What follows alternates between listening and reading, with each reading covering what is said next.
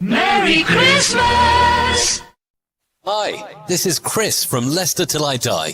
Thank you for watching and listening. Have a very Merry Christmas and Happy New Year.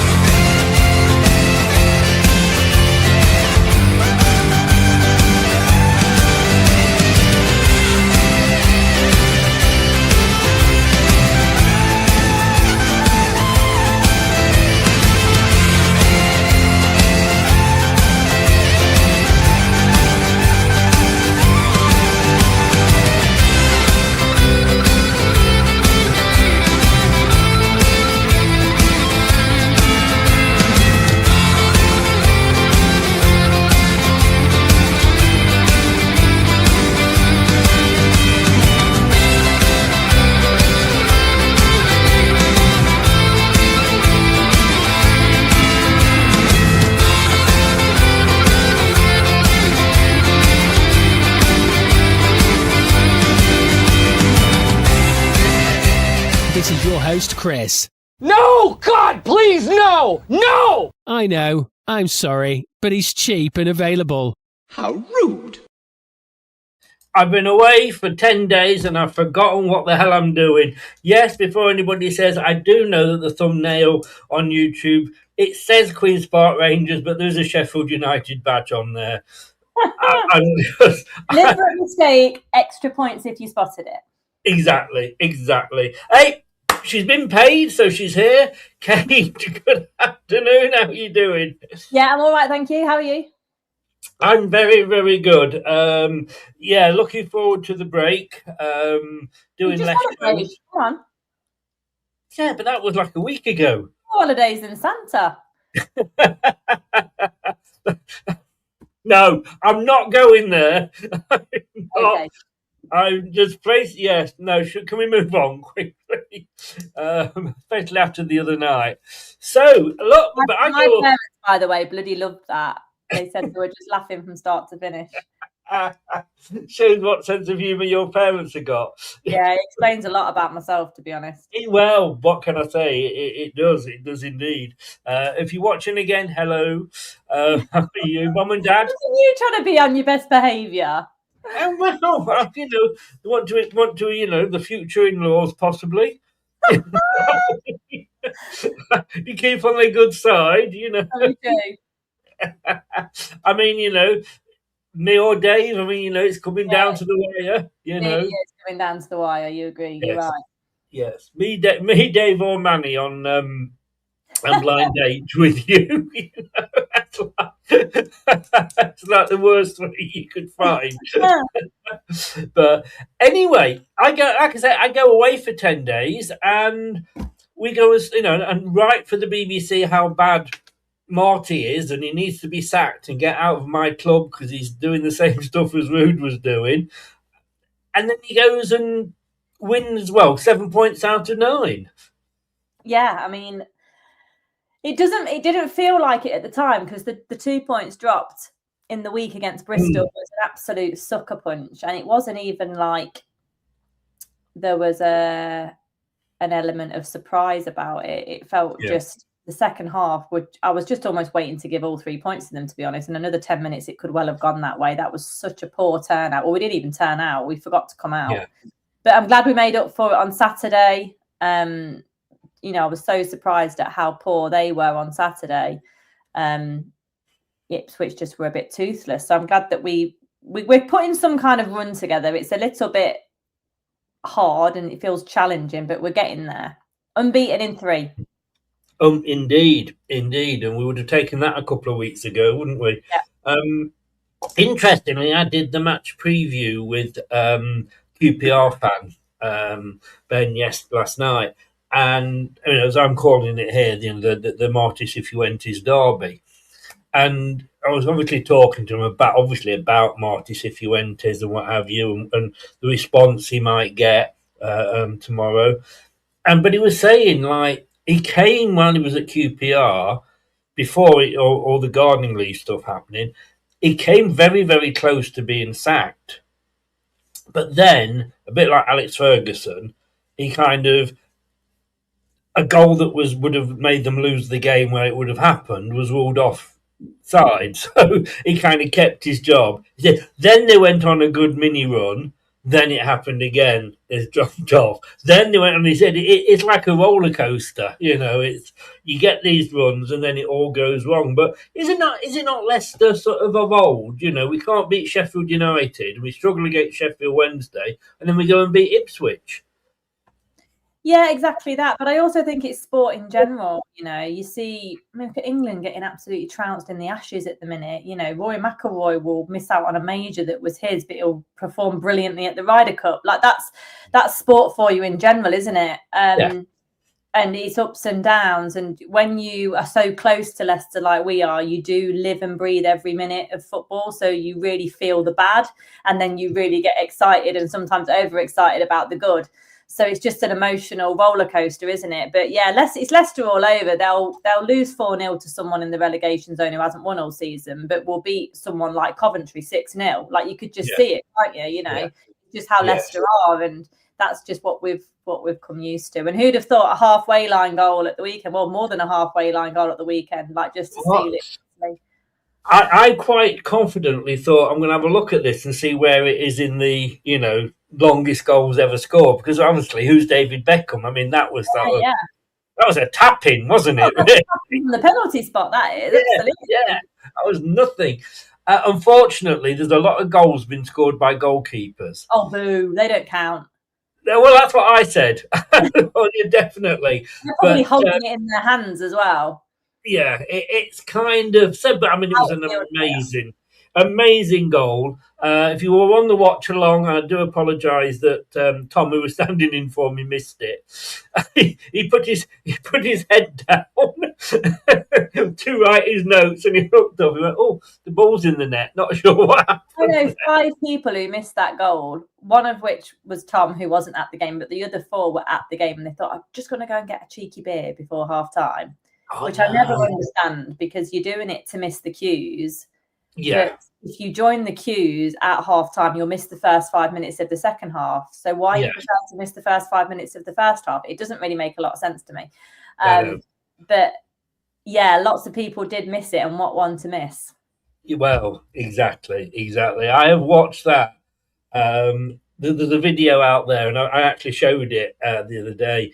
And it's from about 6 different camera angles, and it gets better with each angle. I'll tell you. Nutmeg before as well, and yeah, they were all in. When I've watched the build-up of that move, they were all in. Even the goalkeeper, obviously, wasn't he? The goalkeeper wanted to be part of the attack. They were all into that move. So that terrible pass that went wayward, that Fatawu took brilliantly. Nutmeg go. I know, there was even a nutmeg in there as well. I did think when he hit it, because I was looking so far that way, because it was so far into the half, I just thought, what the hell's he done that for? And then when I looked, I was like, oh, hang on.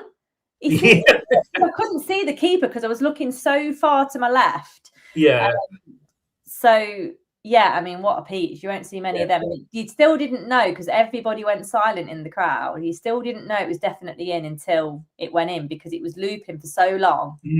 I knew the keeper wasn't going to get there, but I just didn't know if it was definitely on target. He couldn't have been that far off hitting the crossbar, actually, which would have also been spectacular. But yeah, what a moment. Yeah, I mean, as I say, Abdul, make a space in your cabinet now, because the goal of the season is yours. That ain't going to be beaten. I mean, poor Bobby must have thought, I've scored a worldie here. I know. Guess that. But no surprise that they both make your team for next week, or not next week, for tomorrow. So let's have a look at this here. You've no changes from last week, but obviously changes from when we were last doing this show, because, like I say, I've been away on holiday. Look, I was surprised that Jakub came back in, because I didn't, but I understand why you put him in, but I didn't think Berkovic did that or anything particularly wrong, and at least he showed a bit of passion when he got his foot trod on. Fashion.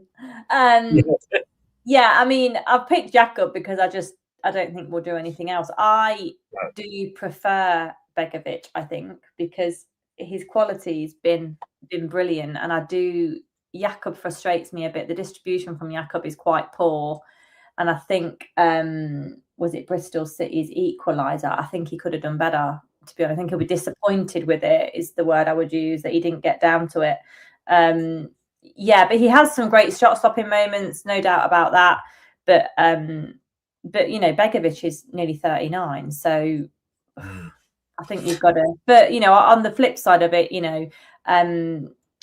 Stevie Borsa is laid up with quite a bad ankle injury, I think. So he may well have come in, and we could have been surprised by another young player in Stevie Borsa. So I don't think he's back till February. So I'm sure he will be the proper number two when he comes in. So I'd like to have a look at him, because Jakob I'm not totally taken with. But similarly, it's a confidence game, isn't it? And he hasn't exactly had an amazing back four in front of him this season either. Yeah. I mean, exactly. Mads Hermansen was totally spoilt with, and look what happened to him when he went somewhere else. So they want him out. I was the bar that I was drinking at watching the football, the In Sport, is owned by a West Ham fan, lovely lady. And she hates him. She says, we just want to sell him in January. It's a lot of money as well. Like, it was a lot of money. It was. I mean, look, with Salarchik, I mean, it's clear, his distribution isn't brilliant, but then neither was Kasper's. But at least with Kasper, when he cleared it, he was booting it upfield. He wasn't doing, because it wasn't the style at the time. The Ipswich goal that Jakob gifted. Well, exactly. Yes. No. But you wouldn't have had that if he'd just booted it upfield. But he's being told to play out from the back. I must admit, I've had to eat the old humble pie, because I did say at the start of the season, oh my God, if Begovic is the number two, what we're going to do is Salarchik is out for a long period. So that humble pie is getting a lot of bites this season, I'll tell you. But it's about decision making, isn't it? Like, there's no way that Marti would say to Jakob, definitely make that pass to Skip no matter what. Like, Marti would be, just get rid of it. But the decision making sometimes is really poor. And Fatawu is the same. Like, sometimes his decision to strike at goal when there are better options on is poor. But obviously Saturday's decision to try and take a punt because the keeper was off his line was a great decision, and he executed it perfectly. So it's all about the right decisions at the right time. And I think people are encouraged to play out if you can do. Like, I don't really understand the Jakob to Vestergaard goal kick situation for them to pass back to Jakob to hoof at. Like, I don't get it. It's no. You're just going to hoof it anyway. Don't try and lure the guys into the penalty area. It can only go one way. Yeah. They're not stupid. They've seen you do it all the time, and other teams do it. You know what you're going to do. Yeah, exactly. One interesting thing you said there, as LCFC 92 said, no need to change a winning side. Exactly.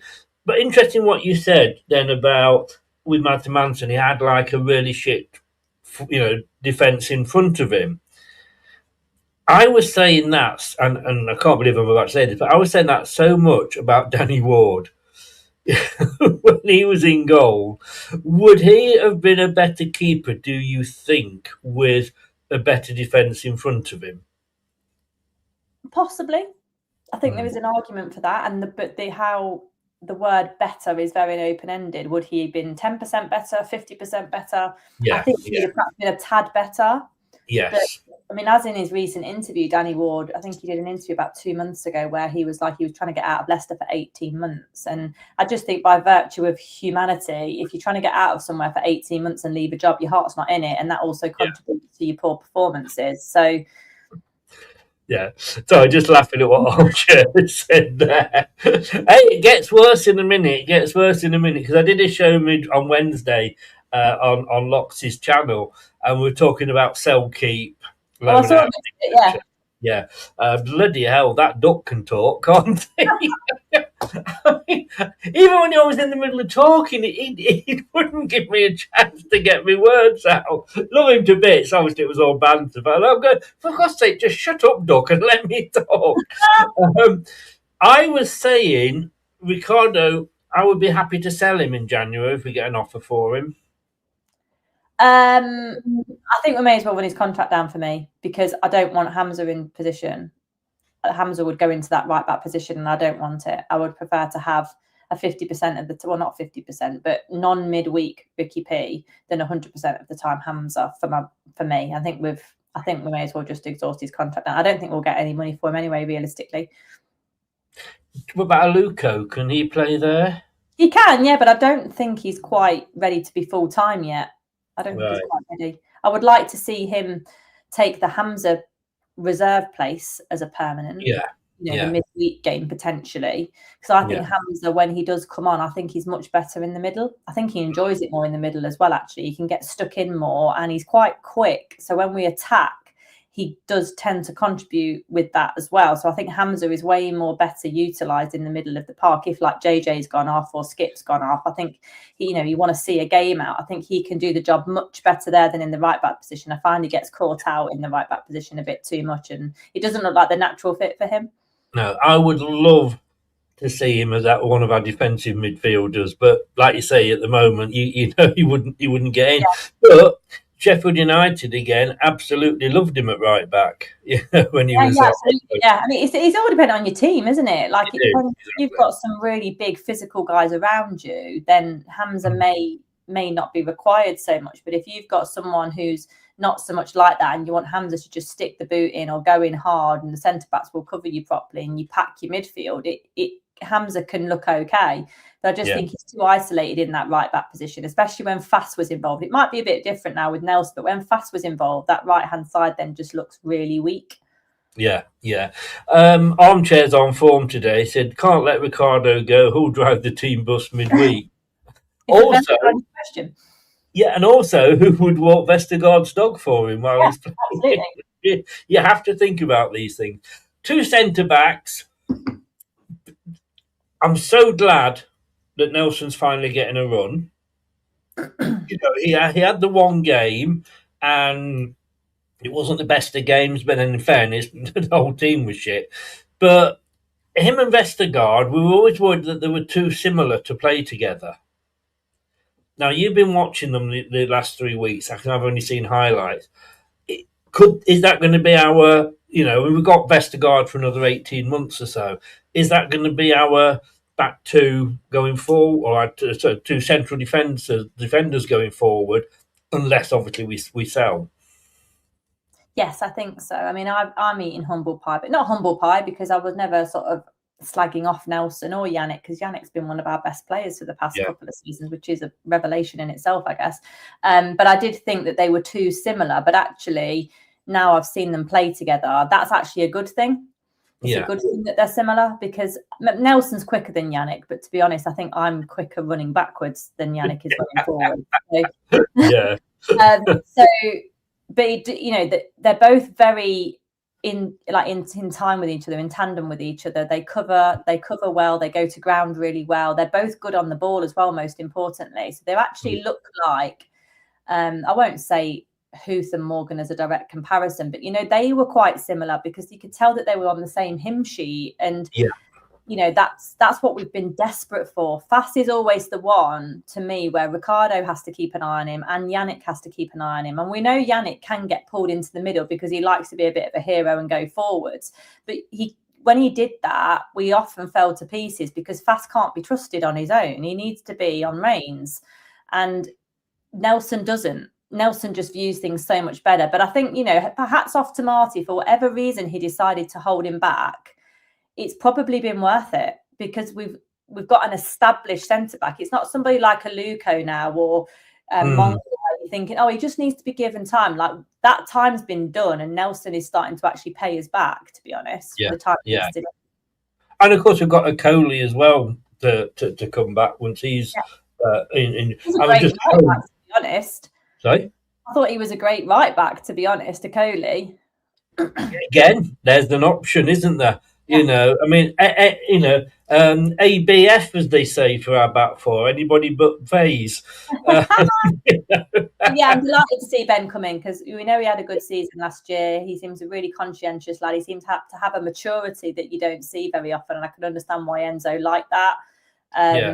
So yeah, I'm hopeful now that that's his shoeing in for the game. Touch wood, he doesn't get injured. I was worried he'd be out till the new year with that ankle the other week, but he's come back from it, as the young uns do, and he's back on it. So yeah, I'm quite happy with that back line at the moment. I know people have their queries about Thomas, but it's all about confidence, isn't it? And if you've got someone reliable next to you, particularly defensively, you're all right. Yeah.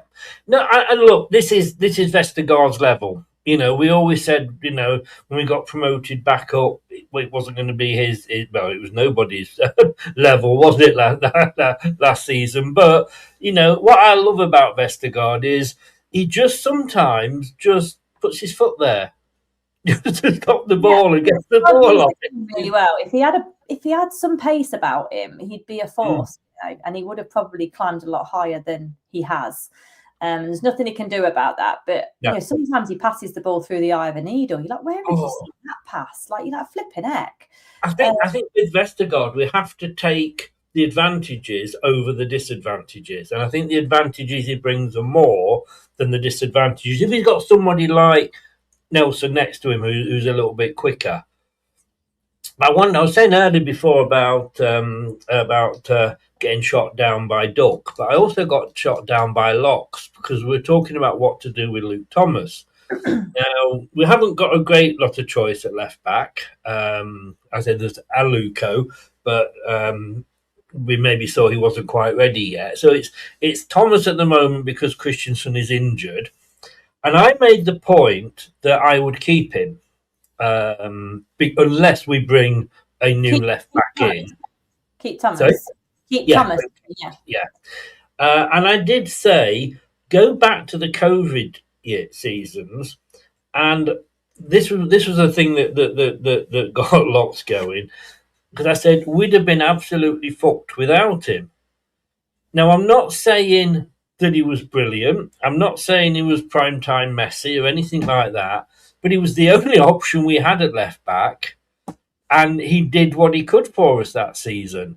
If we bring and I would like possibly to see a new left back, because I don't think Christian's particularly any better, but he's the best we've got.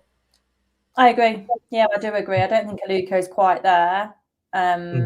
But yeah, I do understand what you're saying in terms of the Brendan era. Like, for me, we were on skeletal staff, weren't we? He refused to play Soyuncu, which I think was one of the fundamental principles as to why we went down, because we had Daniel Marti at the back, and he is just not a centre back.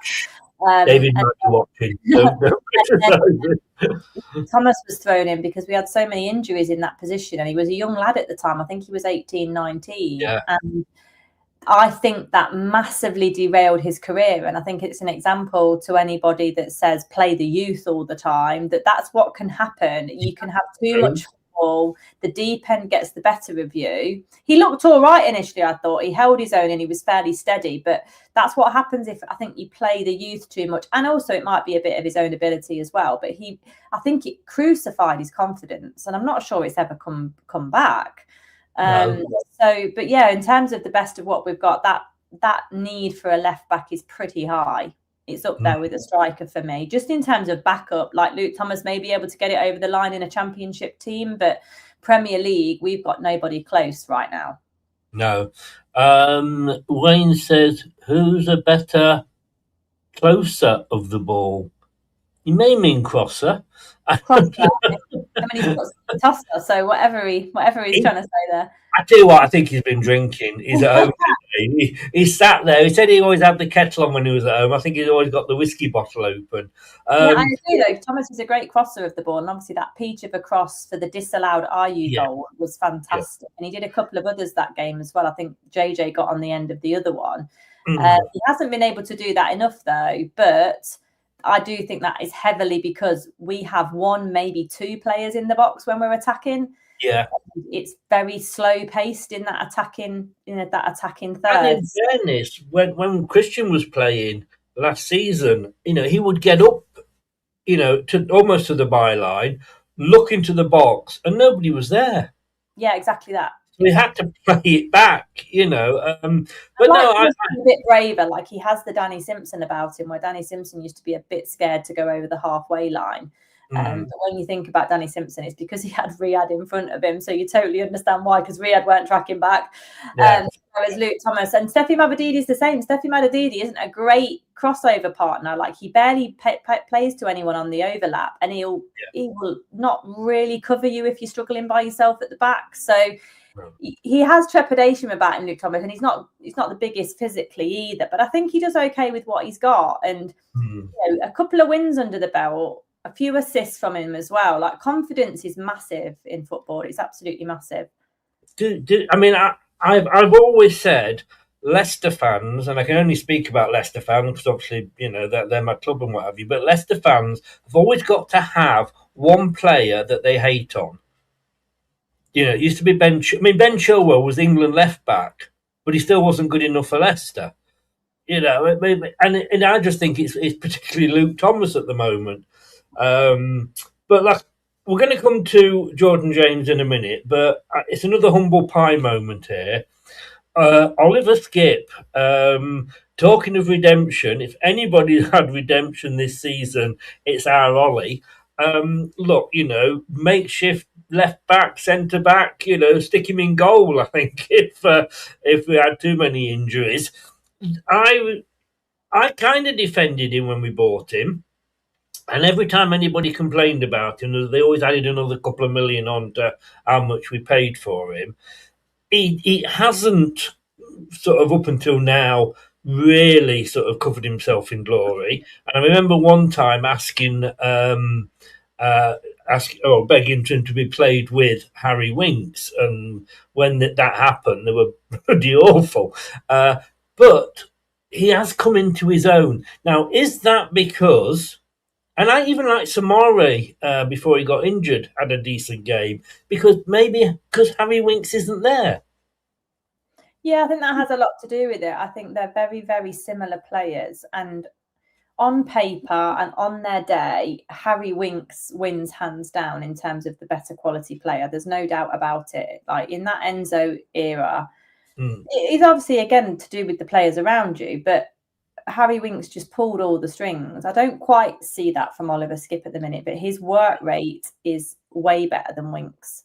I think in the 90-something minute last weekend, he ran over to the touchline from the centre circle just to tackle someone, because there was no one else there. And the energy on him, he looked like he'd just come on 5 minutes ago. The guy's engine, fitness and commitment is never questioned. And I think it's a testament to him, really, because he will know some of the things that have been said about him. The price tag that's very heavy around his neck, which is nothing to do with him either. Not his fault. No.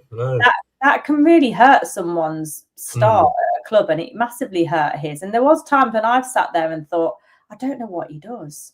Like, he will run for you. He will run through Wolves for you. But what does he do footballing wise? But I think, is it because Winks has been truly the sort of disruption in the changing room that people have been really frustrated with? And you're comparing apples and pears, really, in terms of ability and application, for sure. But he's come into his own. I mean, must have been so difficult for Marti, because walking in to that dressing room, you'd think, Harry Winks, that's my defensive midfielder right there, no questions. He's one of the best we've got. And then knowing that he's a bad apple, and it's a lot to deal with. And you try and give him the benefit of the doubt. You try and wipe the slate clean. You try and get over the Mardi that he pulled last year with Rude and the Enzo sign and everything else. But enough's enough. So I'm glad Marti has got to the point where enough is enough, and you've got to reward the players that truly want to be here, execute your strategy, and play for the shirt. And I think that's Oliver Skipp right there. And fair play to him, because he's had some stick, and he's just carried on, model professional, and he's started to grind out results. And the crowd have really taken to him, and a few people gave him man of the match last weekend, which I totally understand as well. The guy was brilliant. You said it a couple of times, and I would have agreed with you that he actually wants to be here. He actually wants to play for the club. Yeah. Look, what we paid for him, he had no say in that whatsoever. He's now given his chance, and it is all, when you are given the chance, it is all about grabbing it. And like you say, when they come in and you've got Winks there, and Marty's thinking, as we would, look, Marty's going to be our first choice defensive midfielder. It's always Marty and who. Harry, not Marty. Did I say Marty? Sorry. Harry, although he could get his boots on. Harry and who. And it's a bit, I think, like the Jamie Vardy situation. Any strikers coming in, you're thinking, oh my God, is this Vardy ever going to stop playing, sort of thing? But with Vardy, an example to select, Vardy never ever stopped playing for the shirt. He never stopped giving his all. He never stopped trying to tackle the centre back in the 95th minute. That's a leading by example, and that's why you're not getting in, mate, because you're not scoring. That's what Daka would have felt and Ayew would have felt. But with Harry Winks, it's like you ran out of chances. Yeah. And do you think we've seen Harry Winks play his last game for the club?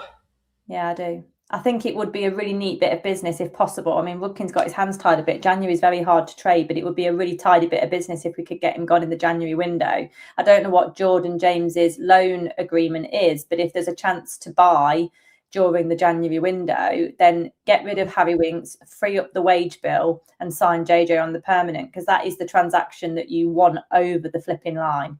No 14-second failing fax machine in the summer. We want it done now. Like, yeah, exactly. Want it done now. He is a real golden nugget, and I think we could make some money on him in the coming years if we can buy him. Again, another player that wants to be here. Last thing on Winks, it is his wages. He is the most expensive player in the Championship, wage-wise. He's on more money than any other player in the league for any club. And so even if we only get $1 million for him or just a token payment, it's what we're saving in wages. Yeah, absolutely. It's a big, 90 grand could get you 2 players realistically in this league. Or we could buy or loan other people. Might be a loan thing, and keep the 90 grand in the bank for the summer when we can do some permanence and see what league we're going to be in, players out of contract. It's just more money in the kitty. But even if we don't get Harry as transfer value for Harry, because he only got 6 months left, like, I'd just get rid, because the wage bill freedom is worth way more. I mean, what's 90 grand? That's 90 grand a week times 4 is 360 grand times by 5, just roughly to May, June. That's 2 million quid you're saving in wages. So if you aren't really going to get more than 2 million on a transfer value, so just get him gone. What we need is Rudkin to do another Cody. Yeah, that's what I mean. Just got to try and push him out. It's really disappointing. Like I said, I don't begrudge Harry Winks 90 grand. If we had the Enzo era Harry Winks, he earned his keep. He was the best midfielder in the division, and absolutely, you deserve to be paid the best money. Then that's just correlated.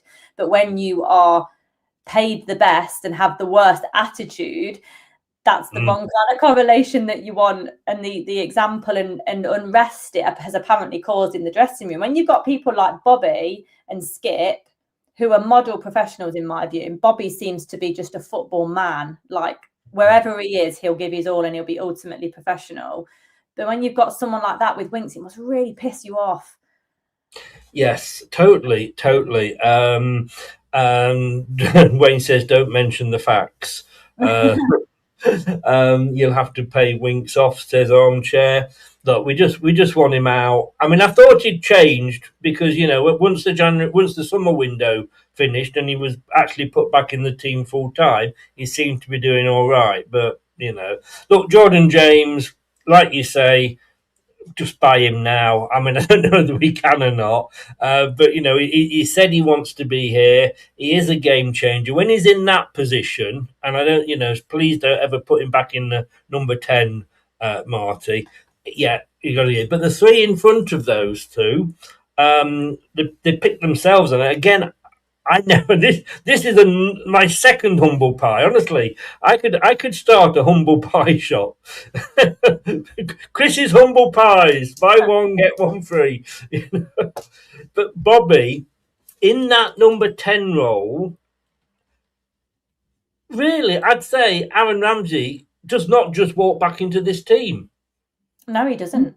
Absolutely doesn't. Because Bobby isn't that old. He's 32. I mean, depends how you define old, but he's not old. Oh, compared to me, he's half my age. But, Yeah. You're not going to play number 10, are you? well, You and are you on the pitch? I think it would be. If the money's right, I've been backing Bobby for months, and I've had my eye on him ever since Marti said that he's got the best attitude in the dressing room. And I've also heard through somebody else, I can't remember now, that he's also the nicest player at the football club in terms of chat and just general demeanour, which doesn't surprise me at all either. So, yeah, I mean, it shows what happens really when you play central players on the wing, because we did this with Iosi Perez and it backfired massively. I mean, he was on fire for Newcastle, comes to us, we stick him out on the wing, and he just looks like a square peg in a round hole and just can't get going and can't get his career off the ground with us. And the same with Bobby last year, really. But he's a Bobby Dazzler. That's what I keep calling him. He's our Bobby Dazzler. And I just think he's such a tidy player. I'm not sure he's built for 90. Definitely 60, 70. He just spots things. He finds himself in the pocket, which is what he did on Saturday, and was just able to take an amazing shot. And it's not the first time we've seen him score a goal like that. Linking up with JJ is superb. He's so aware of Fatou and Mavadidi. Just all-round ability is really impressive for me. Yeah, definitely. Look, Ramsey, as it's just been said in the chat by LCFC 92, I believe he's back training. I think it's too soon for him to come back. I think they've said Ramsey's available tomorrow. Have they? Right. I don't think you can just. I don't think any player walks back into any team unless that player he's replacing has been absolutely shit. Yeah. Even Vardy, but then what he was replacing was totally shit. Ashton answered with that one. Yeah, I'm going to be absolutely stuffed with all this bloody humble pie, I'll tell you. Look, Fatou and Mavadidi, we were talking about Fatou's goal before we came live. Like I say, just clear a space in your shelf, Abdul. That is coming your way, goal of the season. Again, they've started playing well. We might see Monga come on tomorrow. But obviously, Steffi, you've got to start with Steffi because Monga's not a starter, is he really? No, and we did try him for a few games, and he wasn't. His impact was less when we started him. He's still a young lad, still growing, still learning the game, and it'd be nice to see him a bit more involved in the later stages, I think, because that's when your confidence gets built, when your fullbacks are tired and you can run at them a bit, which is his speciality. So I personally think, I mean, goal aside, I think Steffi's played better in recent matches than Fatou. I think his tenacity's been great. I think he's starting to believe in himself a bit more, that he can just run at the fullback and take him on. It doesn't mean you get success on the first time of asking, but just don't give it up. Try and draw a booking, but, just work harder at it. And that's what he started to do. Fatou's looked a bit shaky in recent form. And obviously that's why we keep him in the team, because his ability to score a goal like that, I don't think anyone else can score it in the team, to be honest. And I'm hoping he is a bit greedy at times. His decision-making can be poor, but he's got those worldies in his pocket. And when he crosses the ball as well, I think his crosses are better when they're low drilled on the floor, more aimed to them perhaps, rather than just a looping, hopeful cross. But yeah, he's shown why that sprinkle of magic, right? I mean, Riyad wasn't on it every single game, every single minute, but he was the only one that could pull out what he could. So same with Jamie as well. You'd say, oh, he's not had a touch in the first half, and then in the second half, one touch, one goal. Exactly that. And Fatou's the same. I hope his confidence has come up a bit. I felt like on Saturday, I don't know if I said this to you, but on Saturday, Jakob had the ball, and again, he was kind of delayed letting it go. So Fatou had made a run, didn't get past to, even though he was so free, and it was a relatively easy pass to get it to him. He was probably stood on the halfway line-ish, but with a clear run in front of him. And Jakob didn't pass to him, and you could hear Fatou scream from where I was sitting. He lost it. So I think he's getting a bit frustrated, because there's loads of times he's hanging out by himself and no one's passing to him. So he just has to maybe communicate better, maybe stuff to work on the training pitch. I don't know, but we know what he's got in his locker, and he's just sensational to watch on those days. I said before you went, and I'm obviously looking at the time here for you, so I know you're going to have to go in a second. But before I went away, did you know I'd been on holiday? I may have mentioned it. Actually, no, Lanzarote it was very nice, but I said I was getting a little bit worried because we were starting to agree on so much, and it was scary. But it's happened again because you're saying, all right, you've started with AU, and I get that. Let's be honest with you, our choice of strikers. I mean, how are we going to cope without Daka 1 goal a season? But you're saying, let's give Jake Evans a chance. And I've been screaming at that for a while. Maybe not a full 90, but, he scored again. Oh, it was a penalty, but he scored again midweek. I think they beat, was it Charlton 5-0 or something? So there's goal scorers in that squad that are scoring more. And I say, it's different levels and what have you. But how are you going to know? How are you going to know if it is a different level or if he actually is really bloody good? 100%, Kate. Totally right. Totally right. That's the only thing I'd like to see is, I'm not really asked about the subs because they are what they are, and a lot of times it's cover. But I would really, because we know what Daka's about, I would like to see Carranza use more. Still don't think we've fully used him properly. He's not going to... You'd just like to use Carranza, wouldn't you? Absolutely. Treat him very well, though. Treat him very well. Well, let me... Quick, I'm worried about the time, so do give me a kick when you got to go. Yeah. We've got Carranza. Daka's gone off to AFCON, and you watch, you'll probably be you'll be the top scorer knowing how I look. But we do have another striker that is training with us. Has been out of the game for 12 months, broke his leg in 4 places.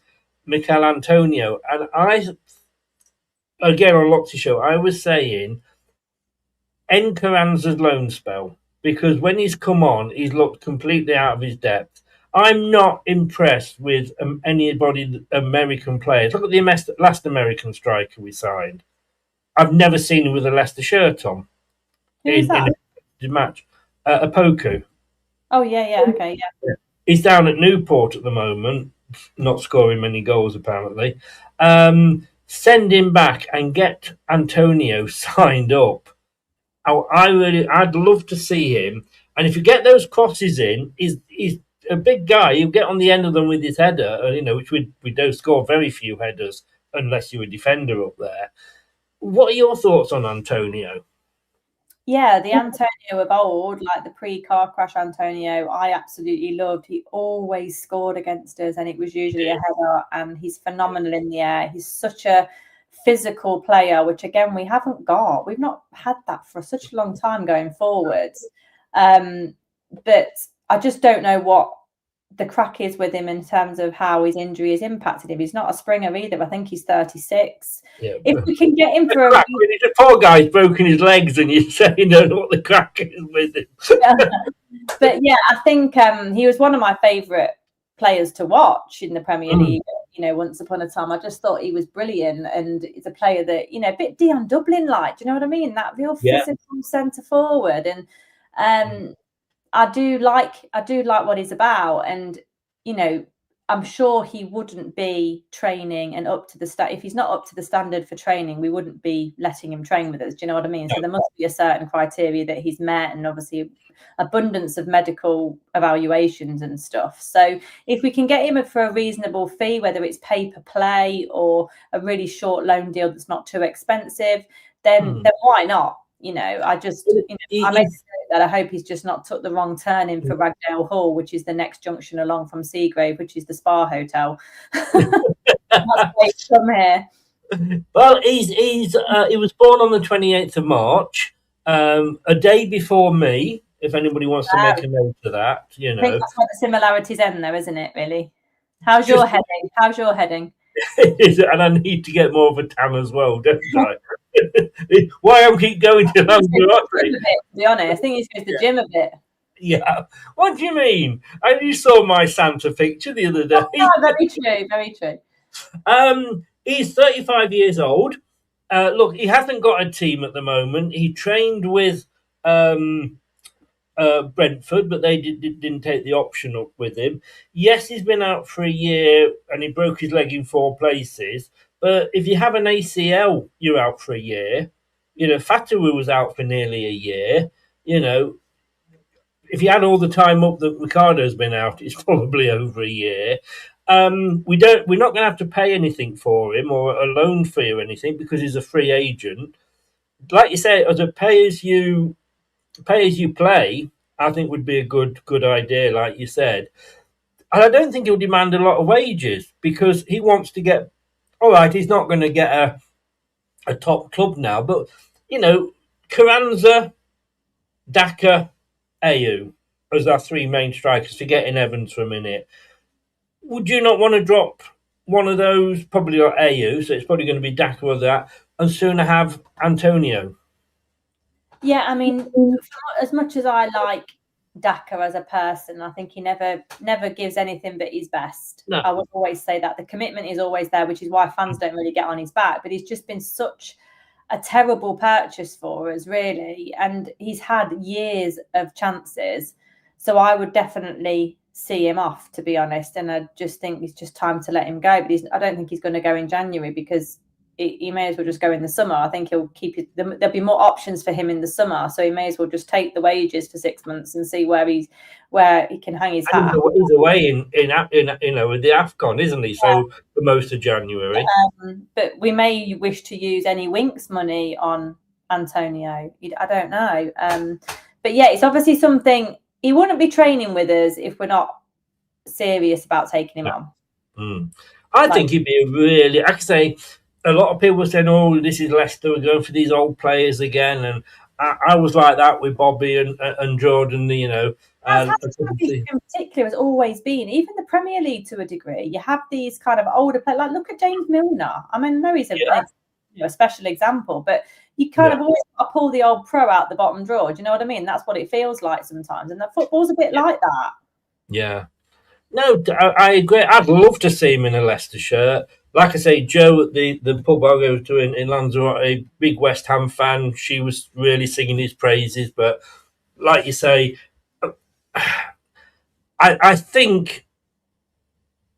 don't think we could get a loan player in that would probably offer as much as I think he could, to be honest. It wasn't more of a punt.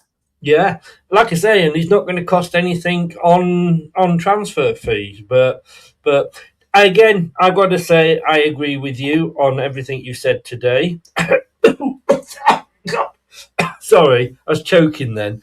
But are you off to London to watch it? Yes, I am. I'm off to QPR tomorrow. Yeah, I like Loftus Road. I mean, it doesn't look the prettiest from the outside. It's a bit like a 1970s John Lewis. But inside, it's as close to the... I wondered where you were going to with that. I really did. And in the stadium, you are so close to the pitch and the players. It's quite a close environment. So that's what I like about it. I was there for the Enzo season when Winks scored the volley right behind that goal. And you felt like you were with the players in the celebration. You were so close to them. So, yeah, looking forward to it. Do us a video. Yeah, I will do. Are you going to be here this time, or are you going to be jet setting off somewhere again? No, I'm going to be here. But you did send your videos to me while you were away, and they did keep me very good company at night. That's all I'm saying. I will leave it. Sorry, a little bit of sick came up then. Sorry about that. I don't blame you. I don't blame you at all. But no, I am here. I am back for this. And if we lose this, the pressure's really on me to go away again. But to be honest, QPR are one of those teams where they have been forever, where they'll either beat someone 4-0 or get humped 4-0. They're always one of those clubs, really. But we'll see what happens. I think they're level with us in the table, aren't they? So one place behind us, but us on goal difference. Yeah. And it'd be interesting to see what sort of reception Marti does get. Yeah, we'll see. Yeah. Kate, thank you very much. I'll let you get back to work. Appreciate you giving your time up, and travel safely tomorrow. I will do. Cheers, guys. See you later. Take care. Bye-bye. Bye-bye. Kate's off there. She very kindly comes on a lunch on a Friday, sorry. So really do appreciate her giving the time up. And if we ever late start in this show, it's always because she's had a customer or somebody and she needs to eat. So we do let her have an eat first. Don't pay her. Or what Leicester gets paid. I noticed there was a comment about that in the chat. If you go back, there was I've done a show about that and my thoughts on it. 2 schools of thought. Strangely, Kate agrees with me. So, God, we're going to get married at this rate, aren't we? God help her. But anyway, thanks very much, guys. 2 o'clock tomorrow. Me and the gang back. Yes, I'm back. We better bloody win, otherwise I'm going to be shipped out to Lanzarote again. 2 o'clock tomorrow for the watch along. Leicester versus QPR. Thanks very much, guys. Hope you can join us for that. Do what it says at the bottom. Subscribe, like, share. And if you're listening via your favourite podcast platform, thank you very much. And don't forget, you can also hype the show as well, which is a huge, huge help. I will see you tomorrow at 3 o'clock. Take care, guys. Goodbye. Ho, ho, ho, ho, ho, ho. Thank you for watching. Have a Merry Christmas and a Happy New Year.